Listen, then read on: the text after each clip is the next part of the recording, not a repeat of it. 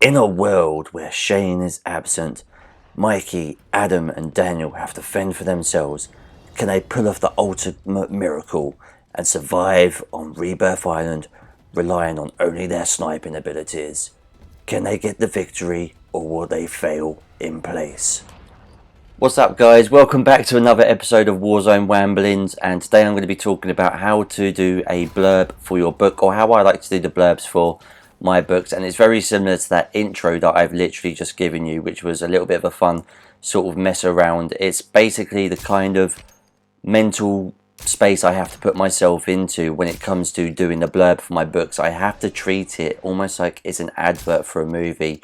You know, the whole 1990s cheesy action or maybe thriller drama movie. You know, in a world where meteorites are hitting the earth, can Bruce Willis take a team of crack fucking oil drillers up to an asteroid, blah blah blah, that kind of stuff. That's actually the kind of mentality I put myself in when it comes to writing the blurbs for my own books.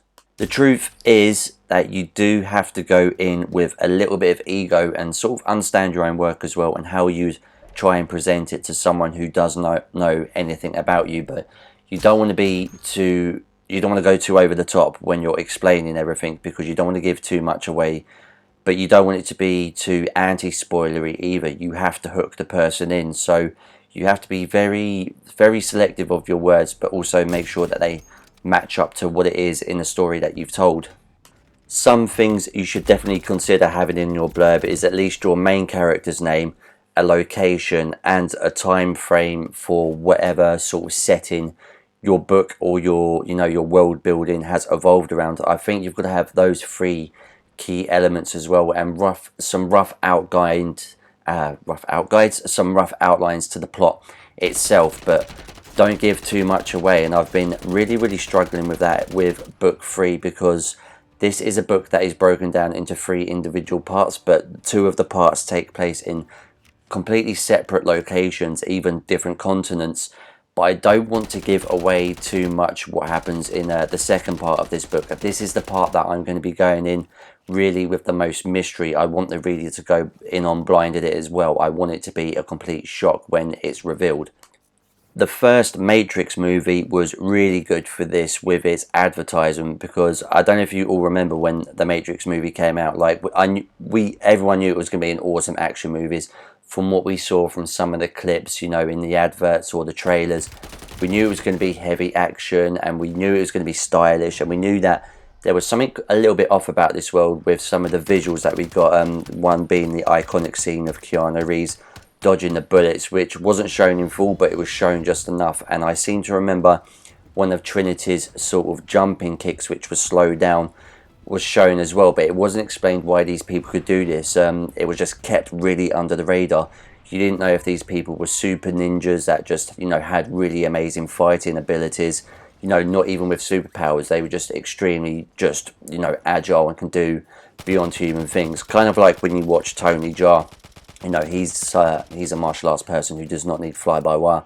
But when it came down to the whole advertising for this, you didn't know what the whole plot was. And so when that reveal happens of that it's a completely simulated world and it's actually a fight in the future against these machines, it was such a shock. So that is kind of what I'm going for with book 3, but obviously a completely different genre and nothing sci-fi as such.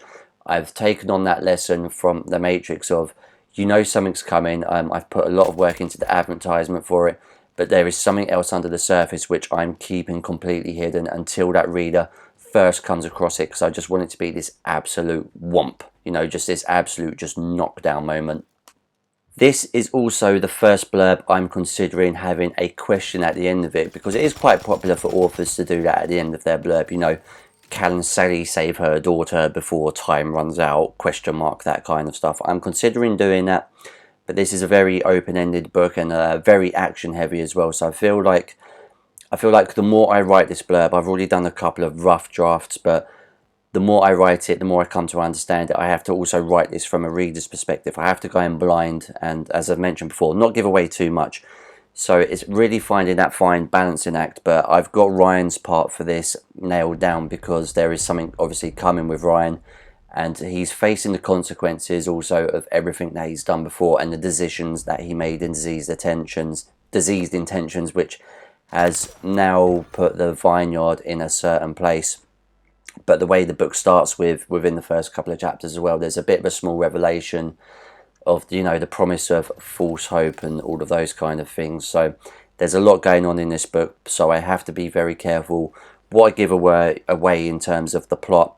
But this is also going to be managed as well in terms of what snippets I put out there and what I choose to reveal in my book trailer, because I'm not going to do exactly the same blurb compared to what I reveal in these snippets or trailer, because then it's just more layers of technically different types of advertisement out there. If I've got something that's just a snippet but not in the blurb, there's already two forms of advertisement sort of put out there, and what I put in the book trailer as well should be enough to get people hooked. So I have to go into it with this fresh mind of just don't give away too much. Hook the reader in should first and foremost be what I'm going for with this blurb. But as I'm just, you know, what I did with the intro for this video, you know, the whole world, blah, blah, blah.